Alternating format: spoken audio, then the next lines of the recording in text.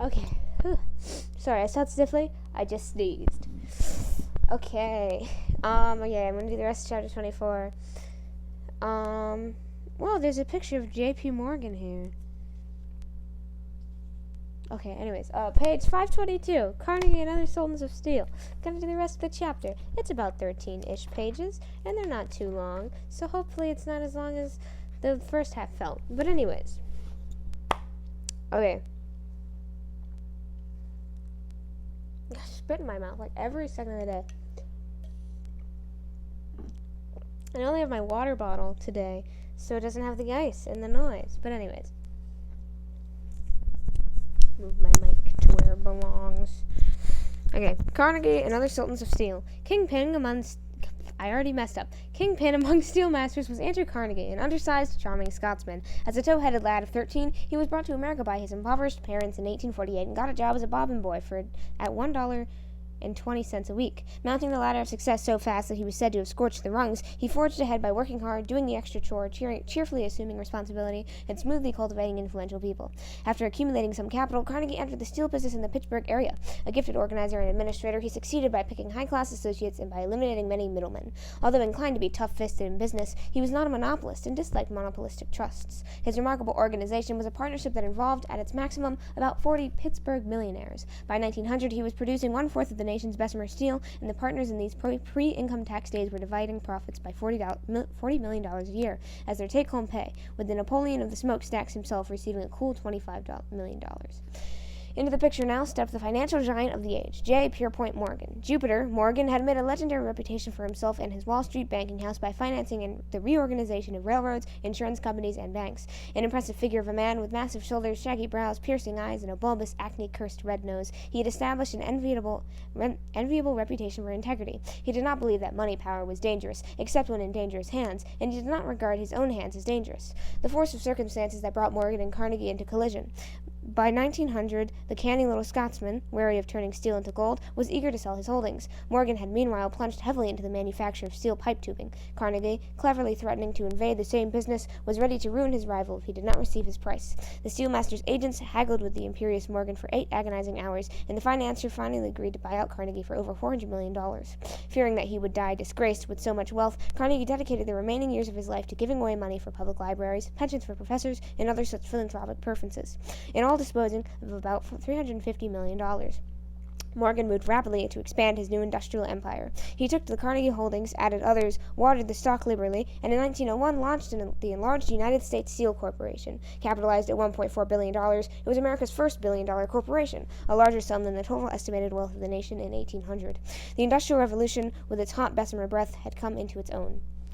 Rockefeller grows, and American beauty rose. The sudden emergence of the oil industry was one of the most striking developments of the years during and after the Civil War. Traces of oil found on streams had earlier been bottled for back rub and other patent medicines, but not until 1859 did the first well in Pennsylvania, Drake's Folly, pour out its liquid black gold. Almost overnight, an industry was born that was to take more wealth from earth than all of the gold extracted by 49ers and their western successors. Kerosene, derived from petroleum, was the first major product of the infant oil industry. Burned from a cotton wick in a glass chimney lamp, kerosene produced a much brighter flame than the whale oil. The oil business boomed. By the 1870s, kerosene was America's fourth most valuable export. Whaling, in contrast, the lifeblood of ocean-roaming New Englanders since before the days of Moby Dick, swiftly became a sick industry. But what technology gives, technology takes away. By 1885, 250,000 of Thomas Edison's electric light bulbs were in use. 15 years later, perhaps 15 million. The new electric industry rendered kerosene obsolete just as kerosene had rendered whale oil obsolete. Only in rural America and overseas did a market continue for oil-fired lamps. Oil might thus have remained a modest, even a shrinking industry, but yet for another turn of the technological tide, the invention of the automobile. By 1900, the gasoline-burning internal combustion engine had clearly bested its rivals, steam and electricity, as a superior means of automobile propulsion. As the century of the automobile dawned, the oil business got a new, long-lasting, and hugely profitable lease on life. John D. Rockefeller, lanky, shrewd, ambitious, abstemious, he neither drank, smoked, nor abstemious, I don't know how to pronounce it. He neither drank, smoked, nor swore, came to dominate the oil industry. Born to a family of precarious income, he became a successful businessman at the age of 19. Once upward stride led to another, and in 1870 he organized the Standard Oil Company of Ohio, nucleus of the Great Trust formed in 1882. Locating his refineries in Cleveland, he sought to eliminate the middlemen and squeeze out competitors.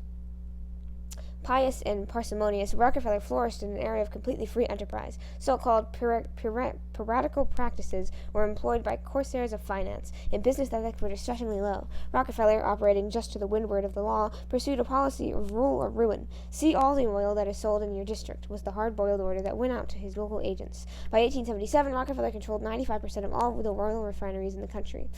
Rockefeller, as Carnegie had once called him, showed little mercy. A kind of primitive savagery prevailed in the jungle world of big business, where only the fittest survived, or so Rockefeller believed. His son later explained that the giant American beauty rose could be produced only by sacrificing the early buds that grew up around it. His father pinched off the small buds with complete ruthlessness, employing spies and extorting secret rebates from the railroads. He even forced the lines to pay him rebates on the freight bills of his competitors. Rockefeller thought he was simply obeying a law of nature. The time was ripe for aggressive consolidation, he later reflected. It had come, though all we saw at the moment was the need to save ourselves from wasteful conditions. The day of combination is here to stay. Individualism has gone, never to return. On the other side of the ledger, Rockefeller's oil company did turn out to be a superior product at a relatively cheap price. It achieved important economies, both at home and abroad, by its large-scale methods of production and distribution. This, in truth, was the tale of other trusts as well. The efficient use of expensive machinery called for bigness, and consolidation proved more profitable than ruinous price wars. Other trusts blossomed along with the American beauty of oil. These included the Sugar Trust, the Tobacco Trust, the Leather Trust, and the Harvester Trust, which amalgamated some 200 competitors. The meat industry arose on the backs of bawling western herds, and meat kings like Gustavus F. Swift and Philip Armour took their place among the new royalty. Wealth was coming to dominate the Commonwealth. These untrustworthy trusts and the pirates who captained them were disturbingly new. They eclipsed an older American aristocracy of modestly successful merchants and professionals. An arrogant class of new rich was now elbowing aside the patrician families in the mad scramble for power and prestige. Not surprisingly, the ranks of the antitrust crusaders were frequently spearheaded by the best men, genteel old family do-gooders who were not radicals but conservative defenders of their own vanishing influence. Okay, the gospel of wealth. Monarchs of yore invoked the divine right of kings, and America's industrial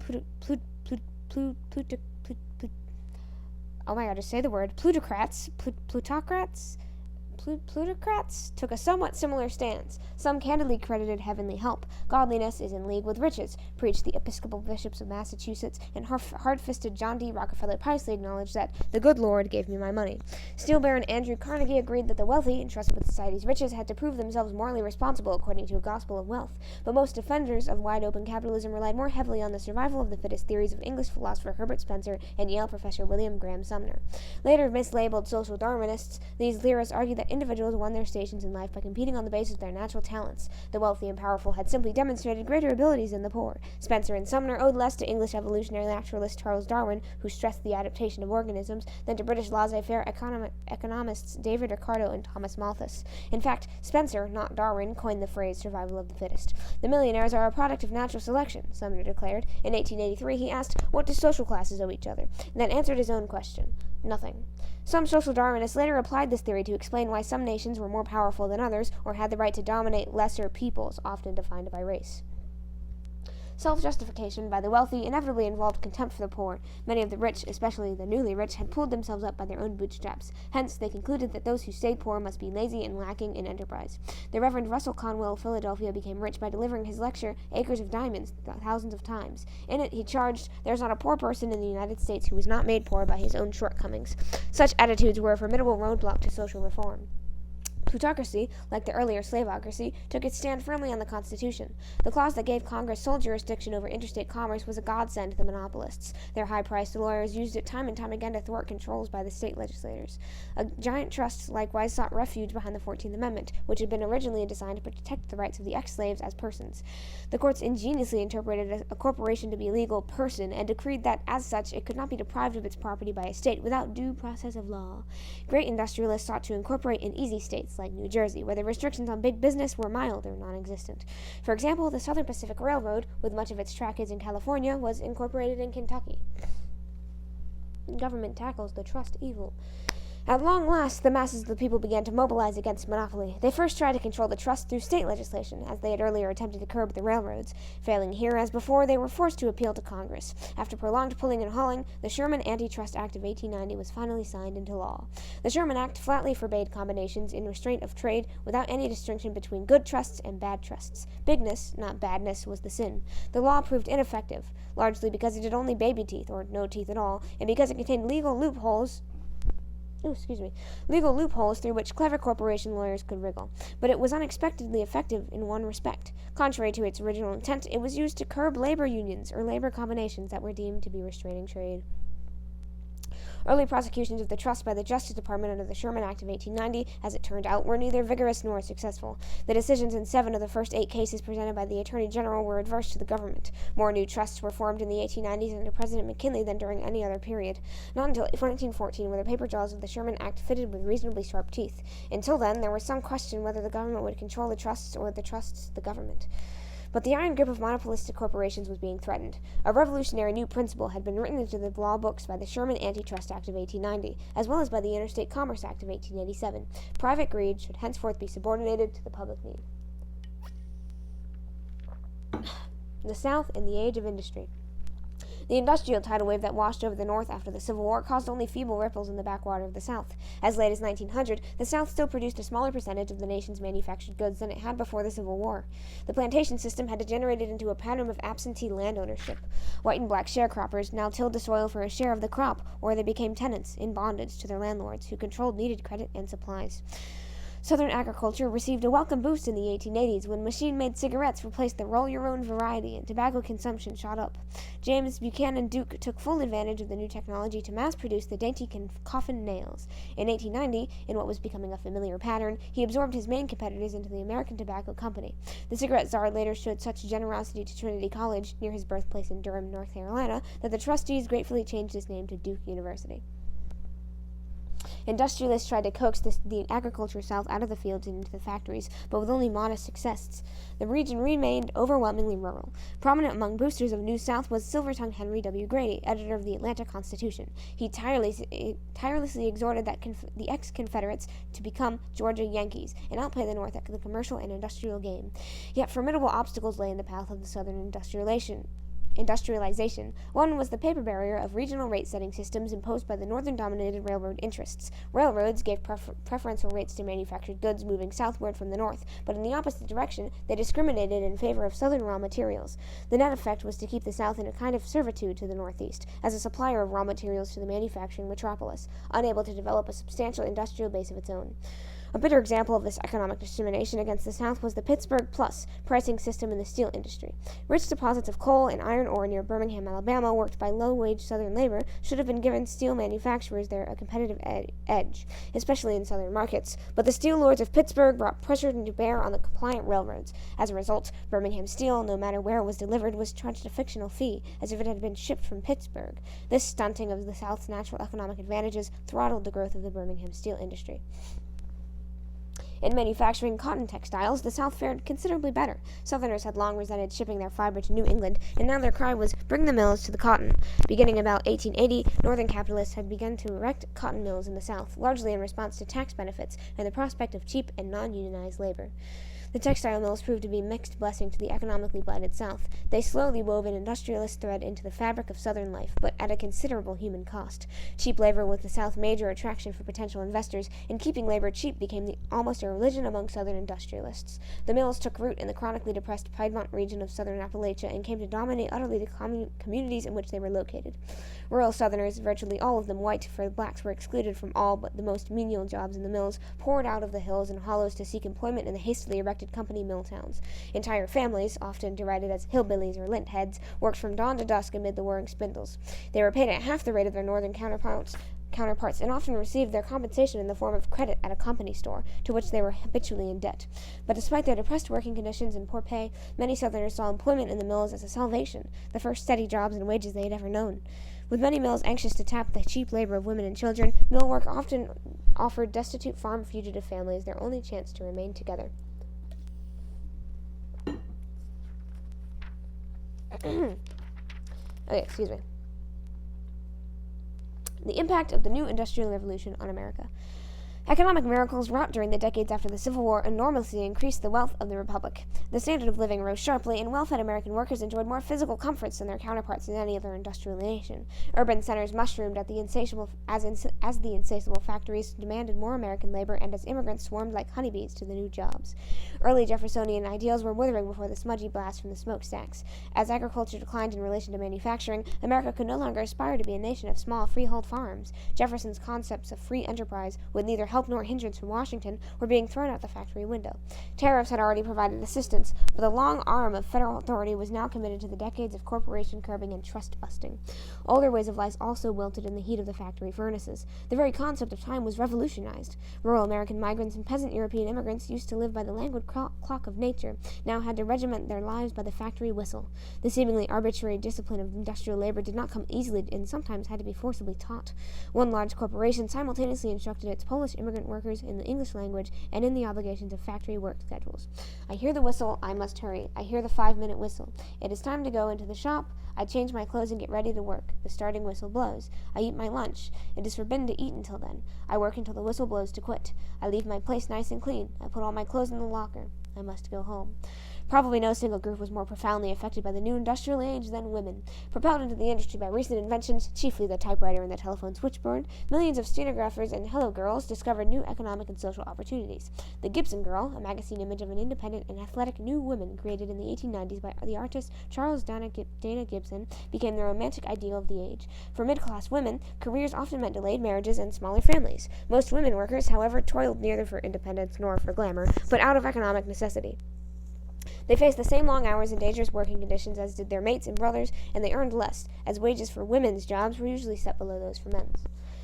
The clattering machine age likewise accentuated class division. Industrial buccaneers flaunted bloated fortunes, and their rags-to-riches spouses displayed glittering diamonds. Such extravagances evoked bitter criticism. Some of it was envious, but much of it rose from a small but increasingly vocal group of socialists and other radicals, many of whom were recent European immigrants. The existence of an oligarchy of money was amply demonstrated by the fact that in 1900 about 1/10 of the people owed 9/10 of the nation's wealth.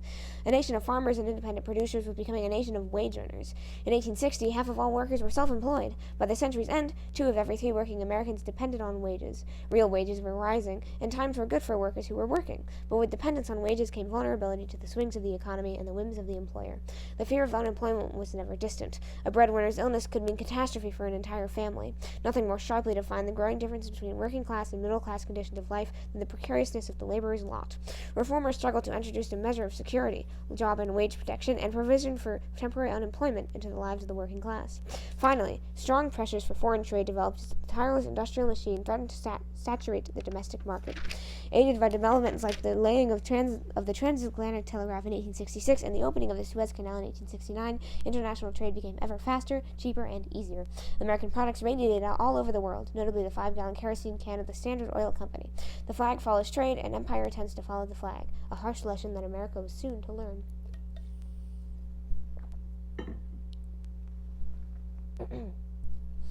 In unions there is strength. The sweat of the laborer lubricated the vast new industrial machine, yet the wage workers did not share proportionately with their employers in the benefits of a big business. The worker, suggestive of the Roman galley slave, was becoming a lever puller in a giant mechanism. Individual originality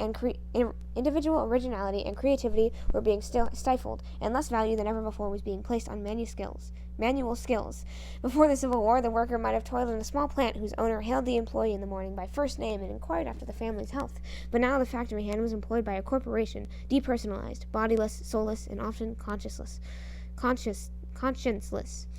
The directors knew the worker not, and in fairness to their stockholders, they were not inclined to engage in the large-scale private philanthropy. New machines displaced employees, and though in the long run more jobs were created than destroyed, in the short run the manual worker was often hard hit. A glutted labor market, moreover, severely handicapped wage earners. Employers could take advantage of the vast new railroad network and bring in unemployed workers from the four corners of the country and beyond, to beat down high wage levels. During the 1880s and 1890s, several 100,000 unskilled workers a year poured into the country from Europe, creating a labor market more favorable to the boss than to the worker. Individual workers were powerless to battle single-handedly against a giant industry. Forced to organize and fight for basic rights, they found the dice heavily loaded against them. The corporation could dispense with the individual worker much more easily than the worker could dispense with the corporation. Employers could pool vast wealth through thousands of stockholders, retain high-priced lawyers, buy up the local press, and put pressure on the politicians. They could import strikebreakers, scabs, and employ thugs to beat up labor organizers. In 1886, Jay Gould reputedly boasted, "I can hire one half of the working class to kill the other half." Corporations had still other weapons in their arsenals. They could call upon the federal courts, presided over by the well-fed and conservative judges, to issue injunctions ordering the strikers to cease striking. If defiance and disorder ensued, the company could request the state and federal authorities to bring in troops. Employers could lock their doors against rebellious workers, a procedure called the lockout, and then starve them into submission. They could compel them to sign ironclad oaths or yellow dog contracts, both of which were solemn agreements not to join a labor union.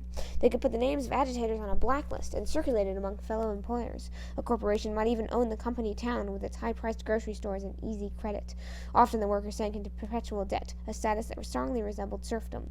Countless thousands of blackened coal miners were born in company houses, nurtured by a high-priced company store, and buried in a company graveyard, prematurely dead.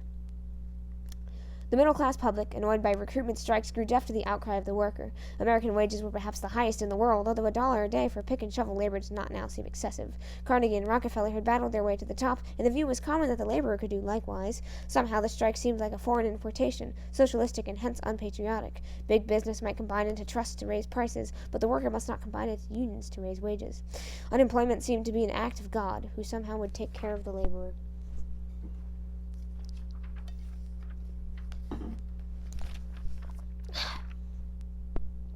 Labor limps along. Labor unions, which had been few and disorganized in 1861, were given a strong boost by the Civil War. This bloody conflict, with its drain on human resources, put more of a premium on labor, and the mounting cost of living provided an urgent incentive to unionization. By 1872, there were several 100,000 organized workers in 32 national unions representing such crafts as bricklayers, typesetters, and shoemakers.